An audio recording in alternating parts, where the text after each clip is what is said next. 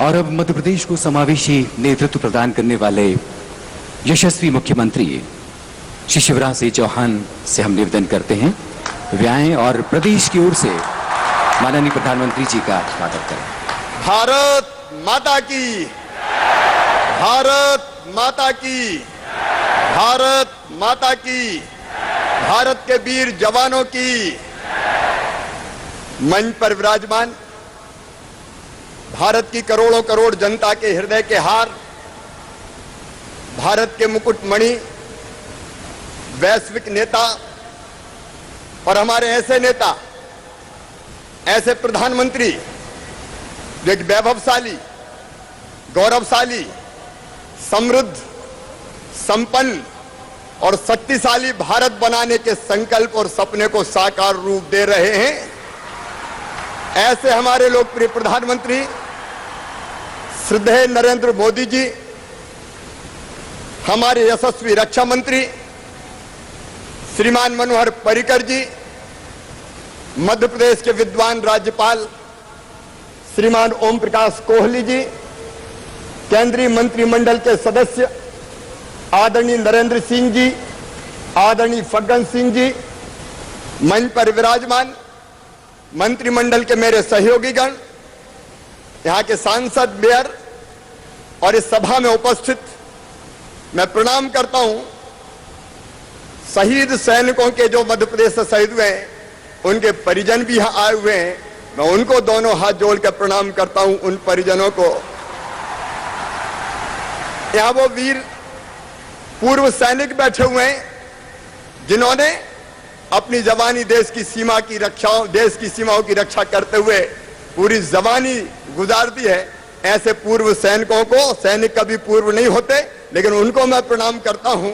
ऐसे सभी पूर्व सैनिकगण, उपस्थित बहनों, भाइयों, भांजे और भांजियों, आप सबको दोनों हाथ जोड़कर प्रणाम करता हूं।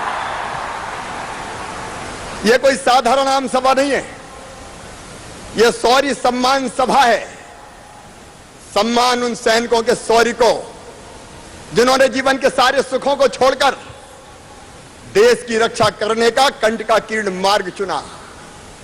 सम्मान उन सैनिकों के शौर्य का जो लेह में, लद्दाख में, कारगिल की चोटियों पर, नाथुला दर्रे पर जब तापमान 0 डिग्री से भी -40 डिग्री सेंटीग्रेड हो जाता है, तब जब खून जमा देने वाली सर्दी होती है और हम 2-2 रजाइयां ओढ़ के सोते हैं, वो इस तापमान में देश की सीमाओं की सुरक्षा कर रहे होते हैं।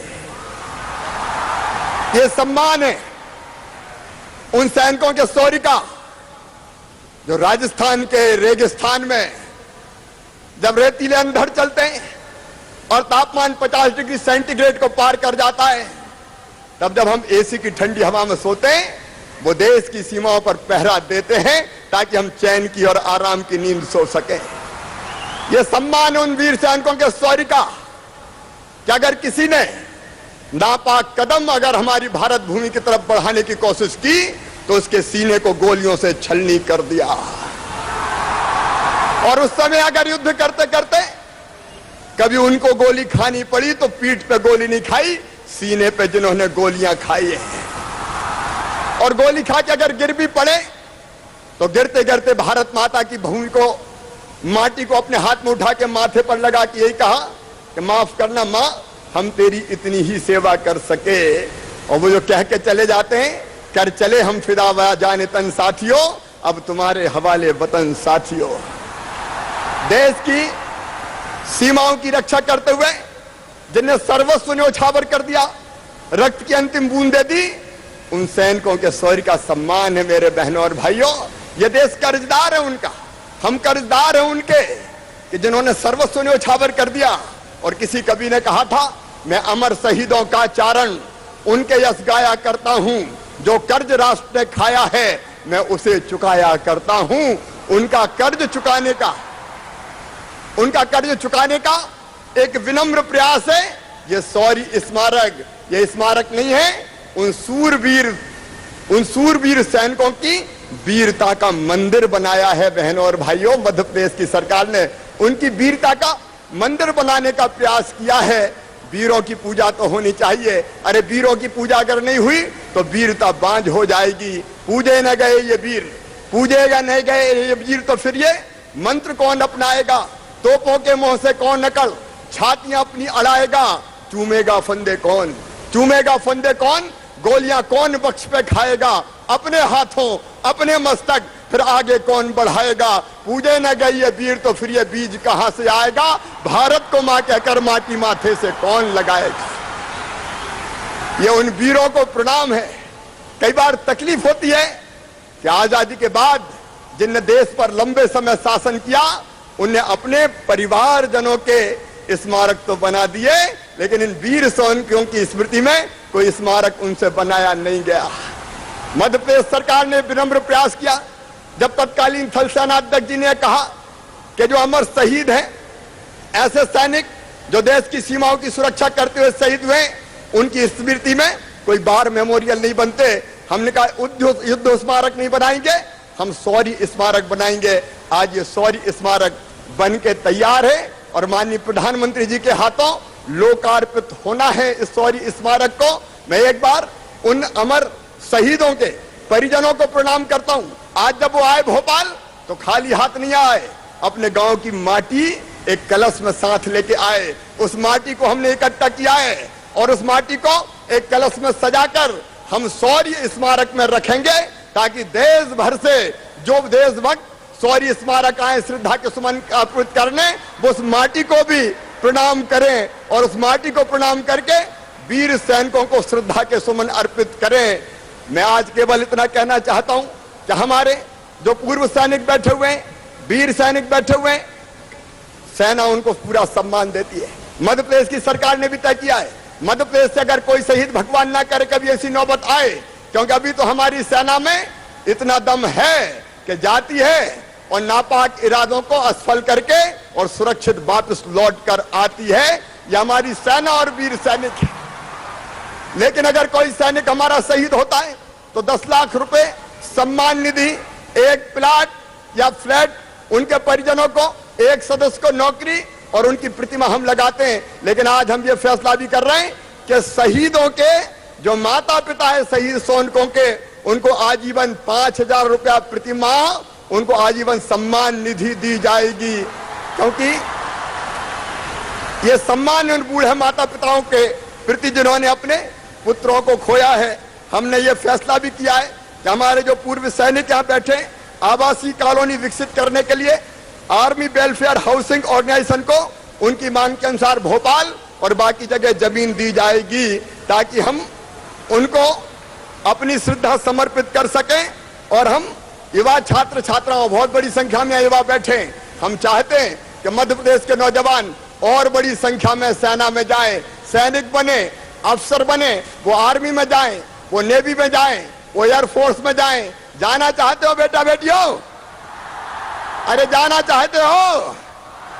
और जाना चाहते हो तो मध्य प्रदेश में हम नेशनल डिफेंस अकादमी और नेशनल मिलिट्री अकादमी में प्रवेश की परीक्षाओं के लिए पहले से ट्रेनिंग देने का काम करेंगे, ताकि बड़ी संख्या में मध्य प्रदेश के हमारे छात्र और नौजवान सेना में भर्ती होकर देश की सीमाओं की सुरक्षा कर सकें।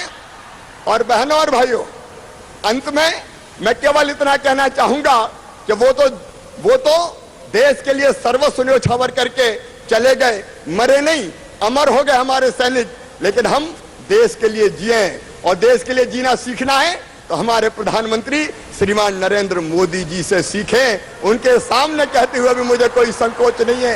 2.5 साल में एक दिन भी विश्राम नहीं किया। मानव नहीं, सुपर मानव है वो। देश के लिए दिन और रात एक एक क्षण करके अपने जीवन को समर्पित कर रहे हैं। और मैं आप सबसे यही कहना चाहता हूं कि देश के लिए जिए, और जीने का अर्थ क्या है? जो काम हमारी तरफ तय है उसको मेहनत और ईमानदारी के साथ करें। अगर कोई इंजीनियर है, ठीक से पुल पुलिया और बिल्डिंग बनाए। अगर कोई डॉक्टर है, बिना इलाज के किसी गरीब को दम ना तोड़ने दे। अगर कोई कर्मचारी है, ईमानदारी से सेवाओं की डिलीवरी करे। अगर कोई किसान है, ज्यादा अन्न उत्पादित करने की कोशिश का प्रयास करे।